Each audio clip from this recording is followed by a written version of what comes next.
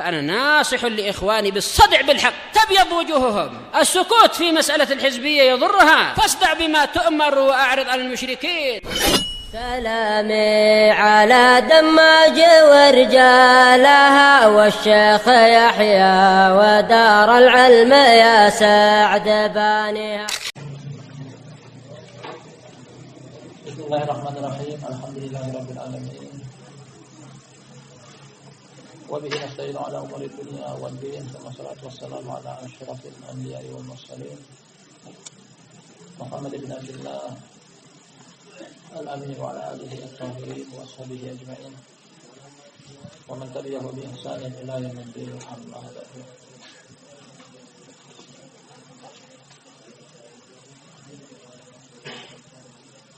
Ikhwan fillah, kita lanjutkan kembali kajian Hajrul Muqtadir. Sebuah kitab yang dikarang oleh Syekh Bakar bin Abdullah Zaid rahimahullah taala. Pada pembahasan akidah di bawah kaidah al-wala' wal bara'. Pembahasan yang telah kita kaji adalah pembahasan yang ke-8, ad-dawabit asy-syar'iyyah lil hajr. Ketentuan atau prosedur secara syar'i dalam pemboikotan. Di awal bab ini telah kita ambil 3 alinea. Yang pertama yang penulis terangkan bahwa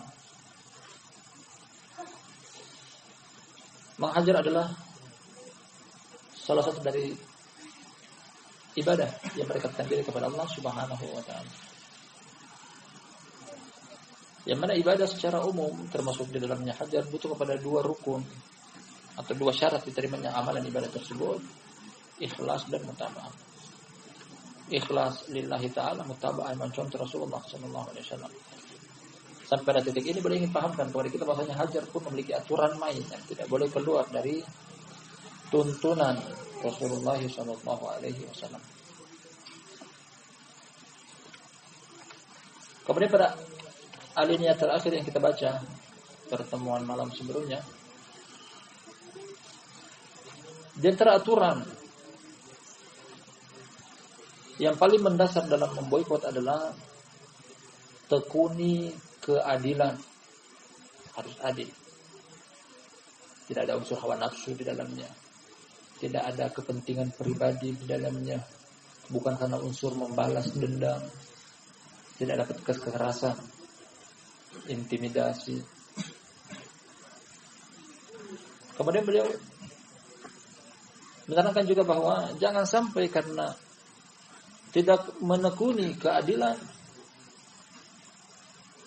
akan terjerumus ke salah satu di antara 2 kubu yang saling bertolak belakang pada 2 sisi yang berbeda, entah itu berlebihan atau kurang.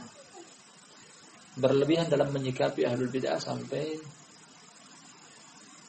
menempuh jalan-jalan yang tidak ditempuh oleh Rasulullah SAW. Kurang dari sisi hajar. Ahlul bid'ah ditinggalkan secara total. Kemudian alinea masih akan kita baca pada malam pertemuan kita kali ini. Di awal beliau terangkan bahwa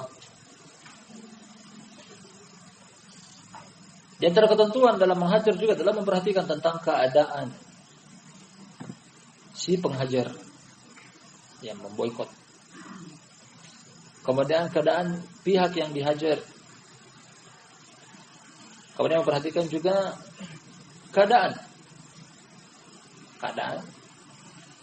seperti lokasi tempat tinggal, jumlah sedikit dan banyaknya pengikut, dan hal-hal yang masih akan kita baca, kekuatan dan kelemahan dalam power sunnah dan power musuh ahlul bid'ah. Semuanya ikut dipertimbangkan ketika menempuh syariat Islam yang satu ini. Kita akan baca berikutnya, kata beliau pada bagian akhir dari alinea ini. Wa hakadha min wujuhil ikhtilafi wal i'tibari allati yar'aha asy-syar'u wa mizanuha lil muslimin alladhi bihi tandabitu asy-syar'i tandabitu al-masyru'iyyati huwa mada tahaqquqil maqasid asy-syar'iyyati min al-hajri min az-zajr wa at-ta'dib wa ruju'il 'amma wa tahjimil mubtadi' wa bid'atihi wa dhamani sunnati min syaibatil bid'ah. Termasuk hal yang diperhatikan juga setelah hal-hal di depan, memperhatikan tentang maslahat dan mafsadat setelah dikeluarkan boikot tersebut. Memperhatikan juga tentang perbedaan bobot bid'ah itu sendiri, ada besar ada kecil. Memperhatikan juga tentang kuat dan lemahnya personil sunnah yang ingin memboikot. Sedikit dan banyaknya diperhatikan juga. Kemudian masuk di sini. Termasuk juga yang diperhatikan adalah perbedaan, sisi perbedaan. Ya syariat memperhatikan hal tersebut.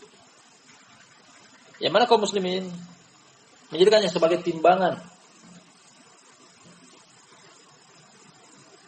Yang ini merupakan maksud dan tujuan dari pemboikotan seperti menghardik, mendidik,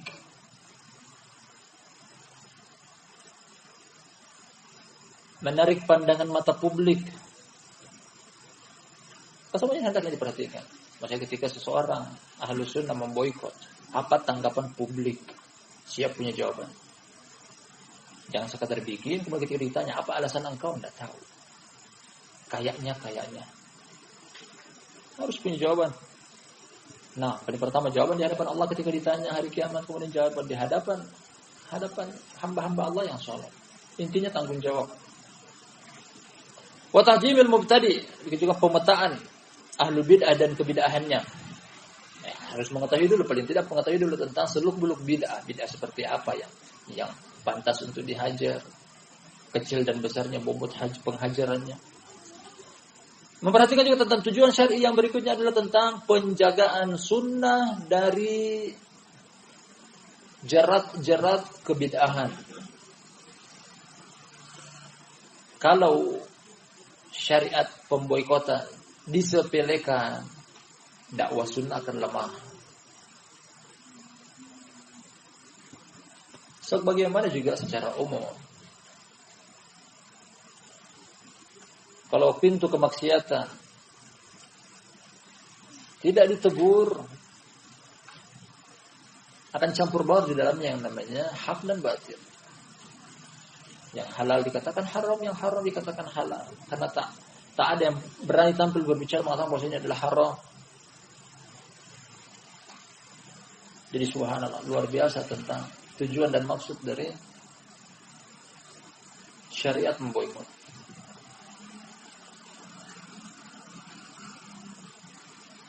Kemudian perlu diketahui bersama juga bahwa satu hal ini belum tentu setiap orang per individu kaum muslimin bisa menegakkannya. Makanya kalau ada menegakkannya luar biasa orang tersebut. Luar biasa. Berarti sekian banyak kaum muslimin di luar sana, tapi siapa yang menerapkan hajar mubtadi? Cuma Ahlus Sunnah. Cuma Ahlus Sunnah. Anda tahu juga kaidah bahwasanya ketika satu amalan sangat sedikit yang mengamalkan amalan tersebut, nilai pahalanya lebih besar. Nilai pahalanya lebih besar. Karena butuh ujian dan cobaan. Ketika menghidupkan sunnah yang sudah mati di tengah-tengah masyarakat yang buta akan sunnah, dia menghidupkan sunnah, dia mendakwakan sunnah. Tentunya akan dicemoohi, diejek, diolok-olok. Semakin besar ujian, semakin besar juga nilai pahalanya.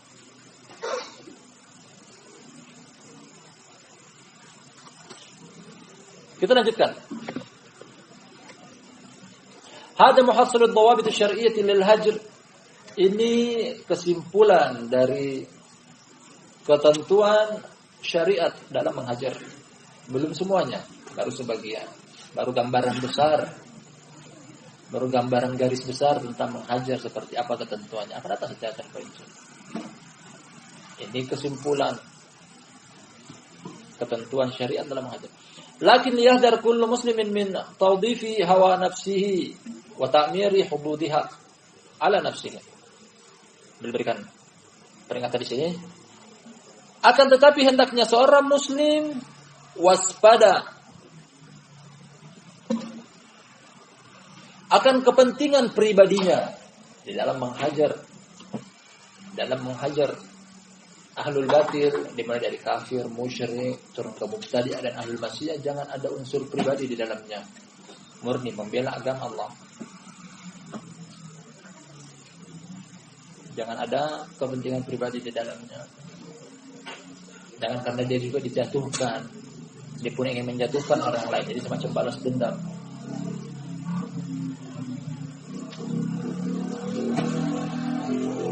Nah,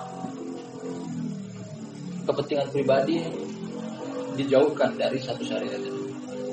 Wa illa tidak akan terpenuhi nanti syarat yang paling pertama di antara dua syarat diterimanya amalan, termasuk amalan boikot. Tidak ikhlas namanya. Bukan dengan tujuan menjaga agama Allah agar terjaga dari hal-hal yang menyusup masuk ke dalamnya dari kebatilan. Hawa nafsu jangan dikedepankan dalam permasalahan hajar ini. Fa inna hadza halaqatun fil haqq, karena ini merupakan bentuk kecelakaan dalam al-haq. Celaka orang tersebut.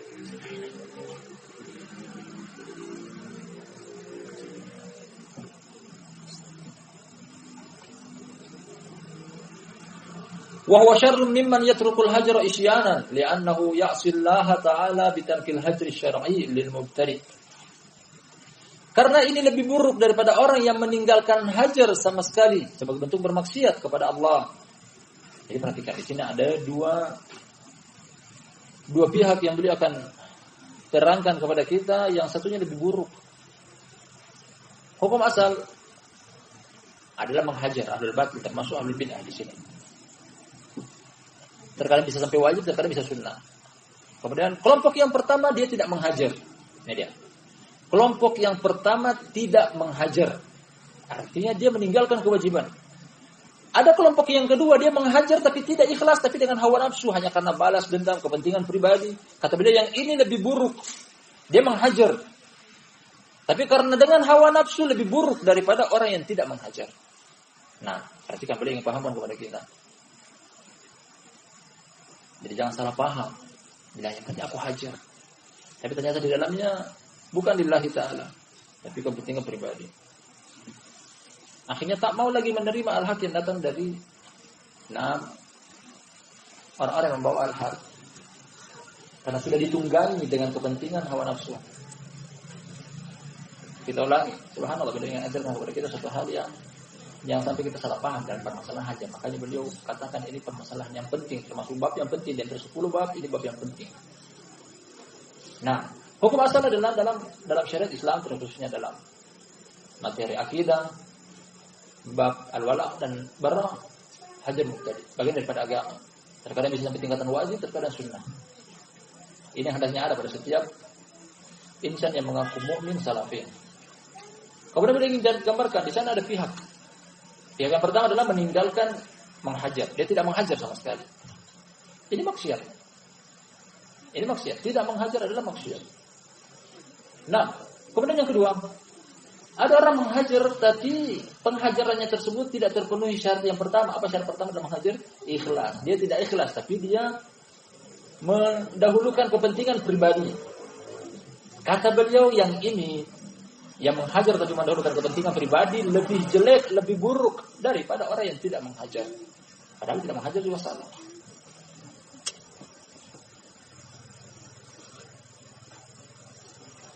Kita lanjutkan. Apa alasannya?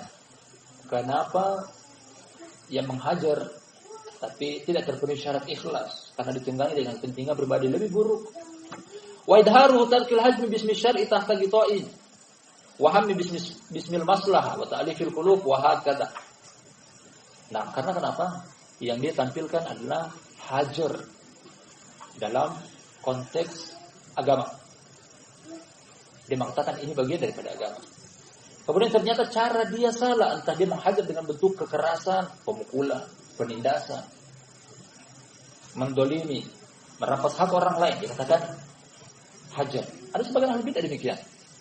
Anda tahu jihadiyun, mereka pun menempuh ini, hanya saja mereka terlalu berlebihan dalam menghajar. Beberapa puluh tahun yang silam tertangkap basah seorang tokoh ikhwani jihadi di Malaysia, namanya Jibril. Dia merampok di Bank Sentral Malaysia. Ketika ditanya, ditelusuri, ternyata ini salah satu sindikat dari terorisme. Ketika diinterogasi ditanya, mereka ini harta bang halal untuk diambil. Menurut dia. Jadi datang dengan kostum Islam, perbuatannya merampok. Kan lebih buruk. Lebih buruk. Ini mencoreng nama Islam. Dan sama kita kaitkan di sini. Ketika orang mengatakan aku menghajar, tapi ternyata urusan pribadi, kepentingan golongan atau kelompok atau atas nama pribadi dia. Tapi mengatasnamakan dakwah, ya artinya mencoreng nama Islam. Makanya ini lebih buruk. Karena bukan cuma pribadi dia yang dia coreng, nama agama Islam pun akan ikut terseret.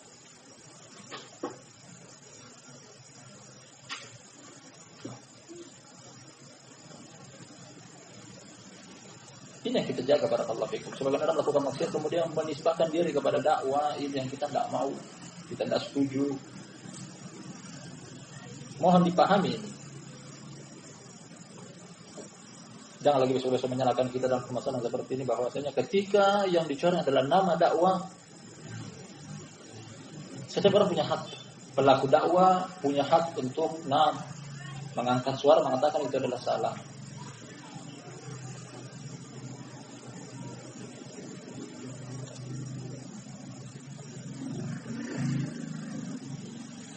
Kata beliau berikutnya, faltizamul hajri syar'i lil mubtadi bi dawabitihi syar'iyyah la ghair. Menekuni menghajar syar'i kepada ahli bid'ah dengan ketentuan syar'i, jangan dengan ketentuan yang lainnya. Hajar bagian daripada syariat. Gunakan aturan main syariat. Jangan yang lain. Ini maksud beliau. Jangan mengatakan bahwasanya aku menghajar. Hajar bagian daripada agama, tapi dia mau pakai aturan main dia sendiri. Aturan main pribadi dia, tidak mau pakai aturan main syariat, tidak mau pakai koridor kitab dan sunnah, tidak mau pakai tuntunan salaf.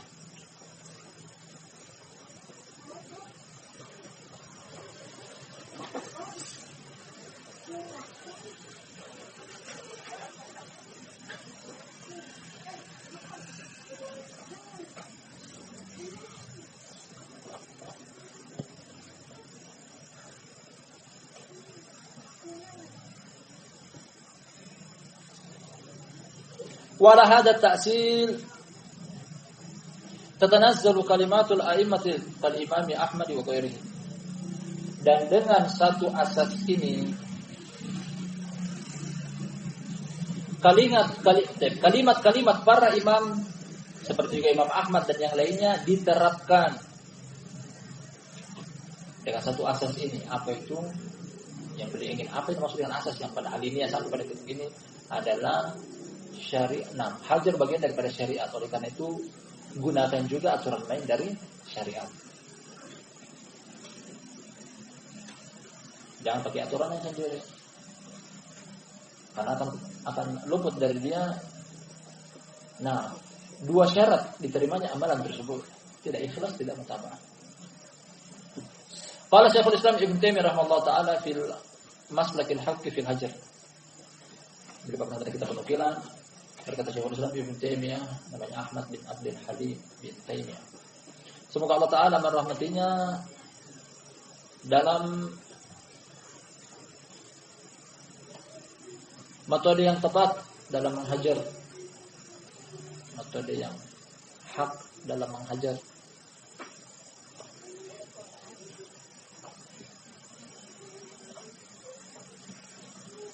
Kata Syekhul Islam, fa inna aqwaman ja'alu dzalika aman fasta'malu minal hajri wal inkari ma lam yu'maru bihi. Karena sekelompok kaum menjadikan hal tersebut global. Global artinya boleh ikut aturan main sendiri. Yang penting hajar. Seperti terjadi dari sebagian komunitas juga.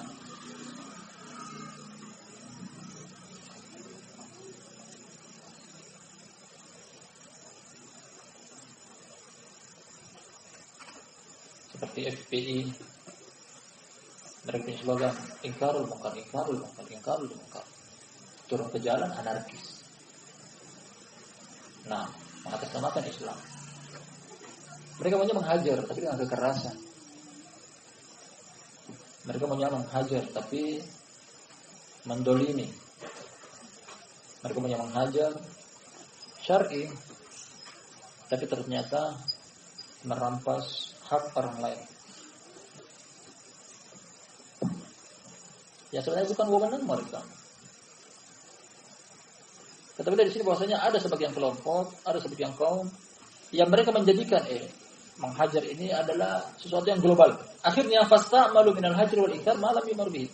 Mereka menempuh jalan menghajar dan pengingkaran sesuatu yang mereka tidak diperintahkan padanya. Tidak diperintahkan padanya. Menghajar musuhi kafir, cara menghajarnya masuk ke dalam gereja bom. Nah, ini termasuk menghajar.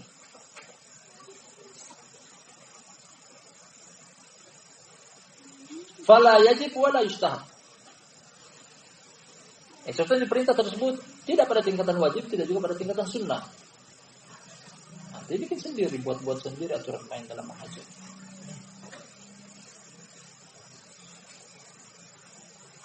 Wa rubbama taraqu bihi wajibat aw mustahabbat wa fa'alu bihi muharramat.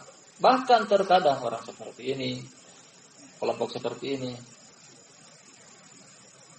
ketika mereka mau menghajar tapi tidak melakukan sesuatu yang tidak diperintahkan, bahkan terkadang mereka meninggalkan yang wajib, meninggalkan yang sunnah, lantas menempuh jalan yang haram.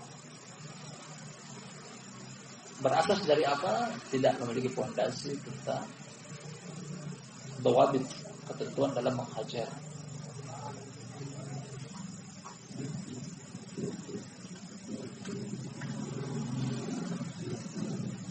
Salah satu bait syair yang sering kami dengar dari Syekh yang mengatakan bahwasanya, nah, perkara yang salah adalah ketika ingin membersihkan darah haid disiram dengan air kencing. Nah, darah haid najis dibersihkan. Tapi ketika dibersihkan dengan air kencing, apa gunanya? Najis tambah najis. Tidak ada sesuatu yang berubah dari keburukan, malah tambah buruk. Tidak mengambil yang wajib, tidak menempuh yang sunnah, bahkan mereka cari yang haram. Wa akharuna a'radu an dzalika bil kulliyati falam yahjuru ma umiru bihajrihi min as-sayyi'atil bid'iyah. Di sisi lain, ini tadi yang pertama. Yang pertama, mereka terlalu berlebihan dalam mengingkari kemungkaran, dalam menghajar, tidak menempuh koridornya. Kemudian di sisi lain ada juga kelompok yang mereka meninggalkan syariat menghajar secara total. Padahal mereka diperintahkan untuk menghajar dari perkara-perkara keburukan akan kebidahan. Ini dua kelompok yang berada di sisi yang berbeda. Satunya tidak menghajar, meninggalkan kewajiban, karena hajar adalah wajib. Satunya lagi menghajar tapi tidak terpenuhi rukun diterimanya, syarat diterimanya ibadah hajar, tidak ikhlas, tidak mutabah. Dan beliau wanti-wanti bahwasanya jangan sampai ada di antara sebagian yang menisbahkan diri kepada ahli sunnah, ingin menghidupkan syariat menghajar, ternyata dia berada pada satu dua sisi yang keliru tadi. Bal tarakuha tarkal mu'ridi la tarkal muntahil karih. Pada kelompok yang kedua yang meninggalkan tidak menghajar, bahkan terkadang mereka meninggalkan berpaling darinya. Bukan meninggalkan karena sudah berusaha kemudian tidak sudah berusaha tapi tidak berhasil. Bahkan dia tidak mau sama sekali, tidak mau tegur. Ada orang dia berhenti dari mengingkari kemungkaran karena dia sudah mengingkari kemudian tidak ada perubahan. Dia berhenti, menyerah, putus asa. Nah, apabila cara pertama tidak berhasil, tempuh cara yang kedua, tempuh cara yang ketiga. Nabi Nuh AS berdakwah di kaumnya 1000 tahun kurang 50. Walau pada arsalna Nuhan ila qaumihi falabisa fihim alfa sanatin illa 50 ama. Sungguh kami telah mengutus Nuh pada kaumnya dan dia berdakwah di kaumnya selama 1000 tahun kurang 50. Selama itu tempuh jalan pertama tidak berubah, tempuh jalan yang kedua, tempuh jalan ketiga, tempuh jalan yang keempat. Beliau ingin kabarkan kepada kita bahwasanya ada sebagian orang yang meninggalkan. Ada dua fatwa deh.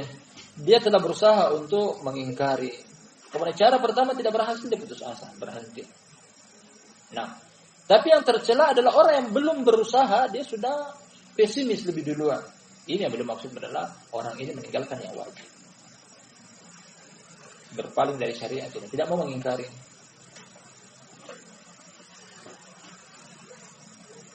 Secara spesifik yang kita kaji adalah tentang hajrul mubtadi wa illa, ini umum. Ini umum pada seluruh kebatilan, baik itu maksiat, dosa. Karena sebagian orang ketika melihat kemungkaran di hadapan matanya dia, apalagi itu adalah sesuatu yang dia mampu, di bawah tanggungannya dia. Entah suami kepada istrinya, orang tua kepada anaknya, guru kepada muridnya. Dia khawatir menegur, jangan sampai muridnya lari, pergi, hilang, berkurang jamaahnya. Akhirnya menuduh bahwasanya orang yang terlalu berlebihan dalam permasalahan tersebut membuat dakwah lari, membuat orang lari.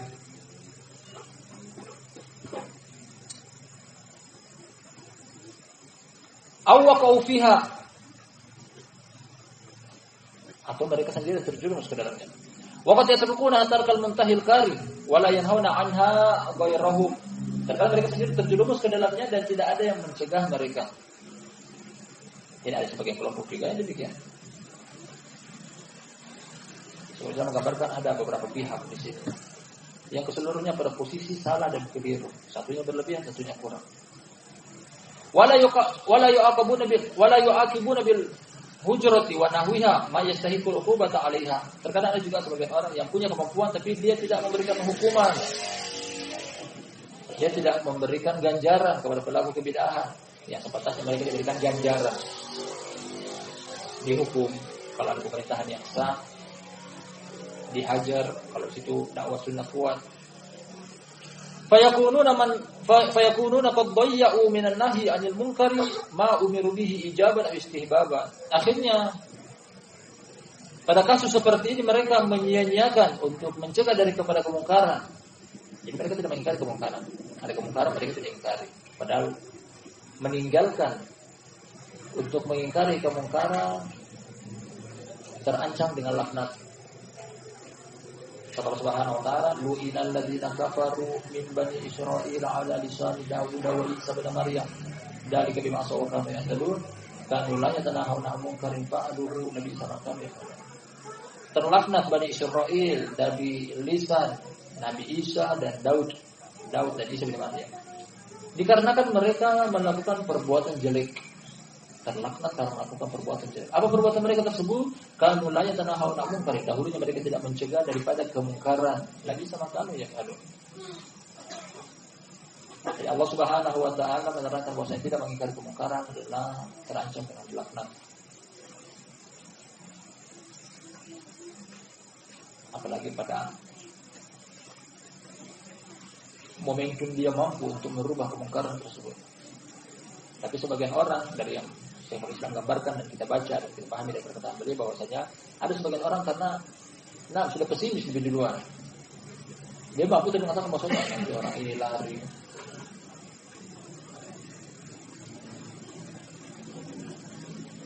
Fahum baina fi'il munkari aw tarkil manhiyan. Akhirnya orang yang tadi ini tidak mengingkari kemungkaran. Mereka berada pada dua sisi yang kedua-duanya adalah kesalahan. Mereka tidak mengingkari kemungkaran, mereka bahkan tidak juga melaksanakan perintah untuk mengingkari kemungkaran. Mereka tidak amalkan. Satu ini dapat kesalahan, keliru.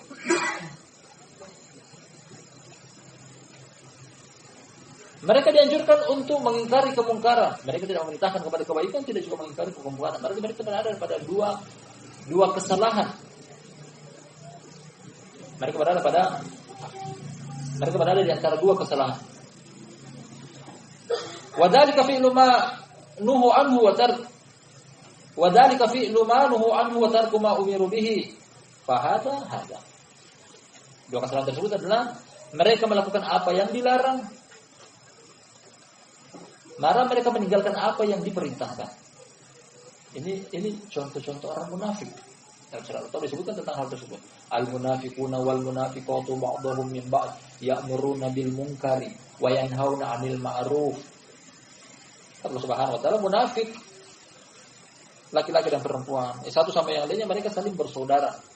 Ciri-ciri mereka dalam munafik adalah tidak memerintahkan kepada kebaikan Nah, tidak memerintahkan kepada kebaikan, tidak mencegah daripada kemungkaran. Dengan lafaz yang lebih buruk lagi, maksudnya bahkan mereka memerintahkan kepada keburukan dan mencegah daripada kebaikan. Itu semua orang munafik yang dicontoh oleh ahli bidah dan dicontoh oleh orang-orang yang mencontoh mereka. Wa dinullahi wasatun bainal mughadi fihi wal jafi anhu wallahu subhanahu a'lam. Dan agama Allah Subhanahu wa taala berada di tengah-tengah di antara kelompok yang tadi terlalu berlebihan, satu lagi terlalu kaku. Berlebihan dari sisi mengingkari kemungkaran tapi dengan kemungkaran yang berikutnya. Yang satunya lagi tidak mengingkari kemungkaran, ditinggalkan secara total. Dan agama Islam berada di tengah-tengah. Agama Allah berada di tengah-tengah. Kemungkaran diingkari, orang tidak melakukan kebaikan, diperintahkan kepada kebaikan. Wallahu subhanahu a'lam. Nah, ini akan perkataan Syekhul Islam Ibnu Taimiyah dan akan datang lagi perincian dari penulis Syekh Abu Zaid tentang bobot besar pengingkaran atau bobot besar hajar terhadap mubtadi tergantung dari bobot besar dan kecilnya bid'ah itu sendiri. Insyaallah kita membaca pada lain kesempatan. Barakallahu fikum. Wallahu a'lam bishawab. Kita tutup subhanallah wa bihamdika asyhadu an la ilaha illa anta astaghfiruka wa atubu ilaik.